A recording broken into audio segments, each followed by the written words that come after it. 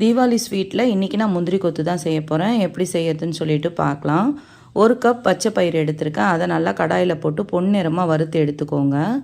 நல்லா செவந்து வாசனை வரணும், அந்த அளவுக்கு வறுத்துக்கோங்க.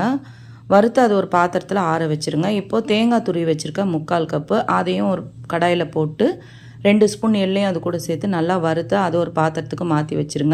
இப்போது 1 கப் வெல்லம் எடுத்து வச்சுருக்கேன். அதில் ஒரு 4லேருந்து 5 ஸ்பூன் தண்ணி விட்டு நல்லா கரைச்சி வடிகட்டி அது ஒரு சைடில் வச்சுருங்க. இப்போ வறுத்த பருப்பை மிக்சியில் போட்டு 3/4 பங்கு அரைச்சிப்போம். வறுத்த தேங்காய், கரைச்சி வச்சுருக்க வெள்ளைப்பாகு எல்லாத்தையும் ஒன்றா சேர்த்து மிக்ஸ் பண்ணி 1/2 கப் அரிசி மாவு, 2 ஸ்பூன் மைதா, 1/4 ஸ்பூன் மஞ்சத்தூள், தேவையான அளவு உப்பு போட்டு நல்லா மிக்ஸ் பண்ணிவிட்டு ஒரு 1/4 சொம்பு தண்ணி விட்டு நல்லா கரைச்சி வச்சுக்கோங்க இந்த பதத்துக்கு.